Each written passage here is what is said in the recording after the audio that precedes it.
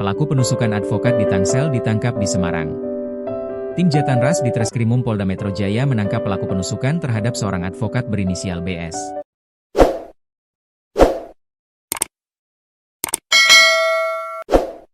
Peristiwa penusukan itu terjadi di wilayah Kelapa II, Tangerang Selatan, Senin, 23 Februari 2026. Korban menderita luka tusuk setelah berselisih dengan sejumlah orang tak dikenal yang mengaku sebagai debt collector.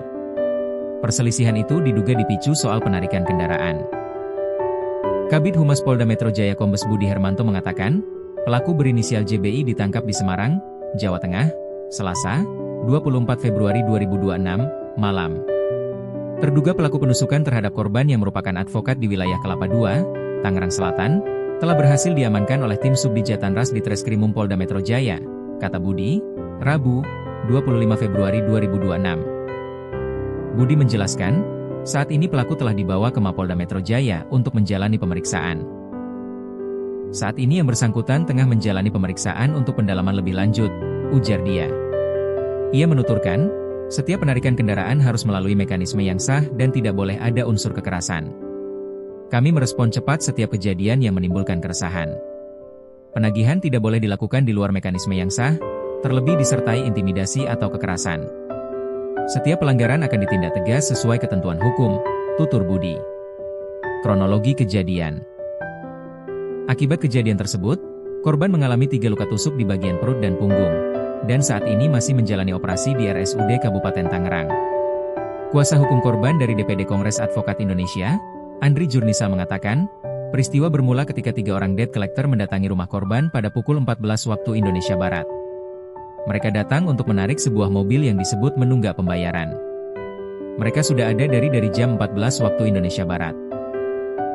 Dari CCTV kita lihat mereka sudah ngintai di depan teras rumah, ujar Andri saat ditemui Kompas.com di Mapolres Tangerang Selatan, Serpong, Tangsel, Selasa, 24 Februari 2026. Saat itu, kata dia, kondisi rumah korban sedang kosong.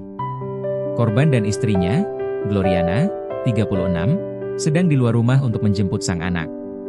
Kemudian pada pukul 15.40 WIB, korban bersama keluarganya kembali ke rumah.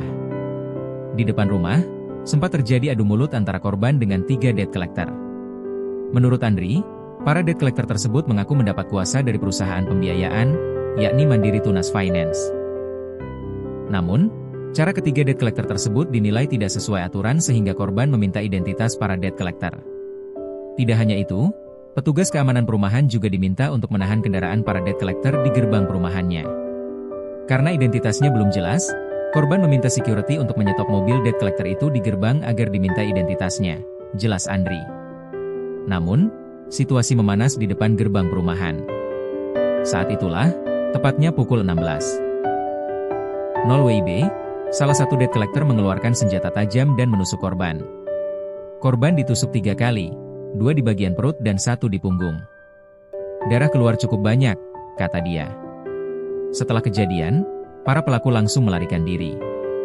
Korban kemudian dilarikan ke rumah sakit swasta, yakni Siloam, sebelum akhirnya dirujuk ke RSUD Kabupaten Tangerang untuk menjalani operasi. Saat ini korban masih dalam tahap operasi akibat luka tusuk tersebut, kata dia.